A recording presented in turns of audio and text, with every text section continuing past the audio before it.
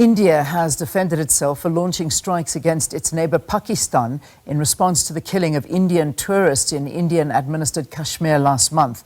Let's cross over to SABC News correspondent Neha Poonia. She's in New Delhi for more on the story. Perhaps update us. What's the latest on this situation?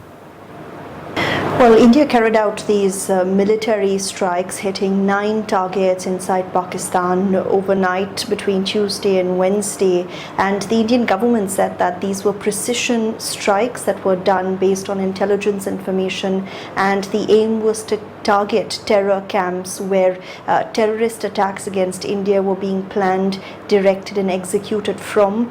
Media reports are claiming that a number of terrorists were killed in those strikes, but Pakistan has denied this. It claims that the Indian strikes hit civilian areas, and they're saying that at least 31 people have been killed, 57 injured, and Pakistan says that it has downed a few Indian jets in response to that, a claim that New Delhi has not confirmed.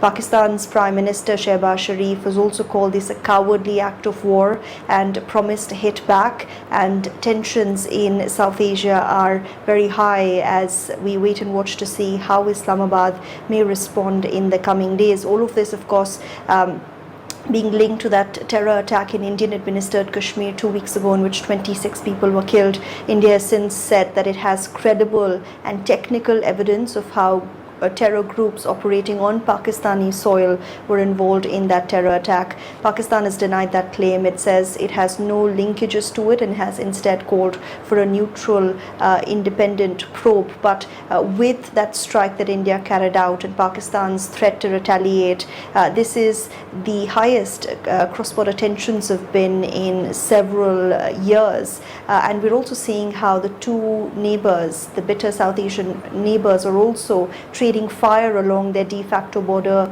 in the region of Kashmir, and there are reports that overnight there was heavy artillery firing exchanged by the two armies. Yeah, a very fragile situation at the moment. We even see Russia weighing in on the situation, saying they're expressing deep concern at the escalations of tensions between India and Pakistan. Russian influence in the area? I mean, it's interesting that you asked that because, just before these strikes were launched, Indian Prime Minister Narendra Modi did speak to Russian President Vladimir Putin.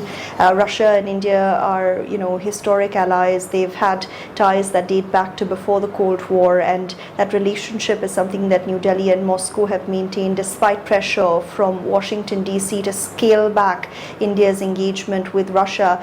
In that conversation that took place 2 weeks after that attack, India briefed the Russian president on steps it was planning to take on the aftermath of that terror attack. It's unclear what sort of influence there might be, but Russia has said that it defends India's right to self-defense, and at the same time it said that it stands with New Delhi in this uncompromising fight against terror. But we've also seen other world leaders weigh in. President Trump, for example, has said that he knew something was going to happen. The conflict is a shame. Also offering to mediate, something experts say New Delhi and Pakistan are both unlikely to agree to, because they very much consider the issue of what happens in Kashmir a bilateral issue.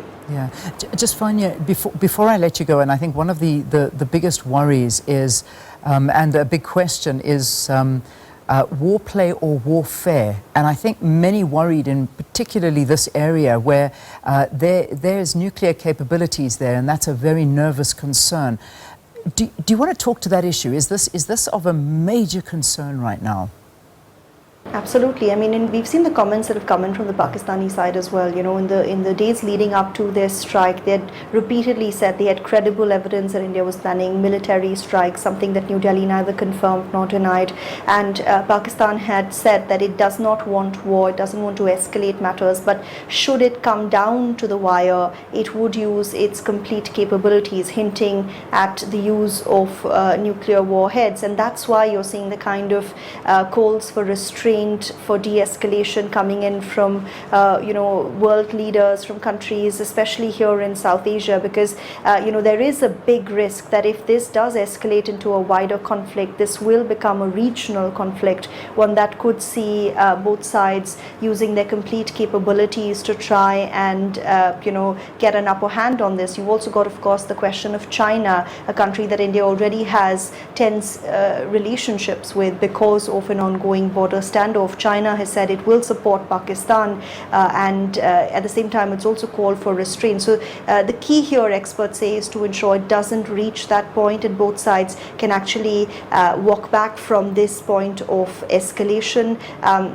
And also in 2019, India had similarly carried out airstrikes inside Pakistan that Pakistan responded to with air raids. This was when there was a terror attack in Kashmir once again in which 40 Indian soldiers were killed. But since then, experts have been talking to say that both armies have significantly ramped up their capabilities. So this isn't just about, trading fire along the line of control. This very much has a potential to escalate and become a much bigger, harder to handle regional conflict.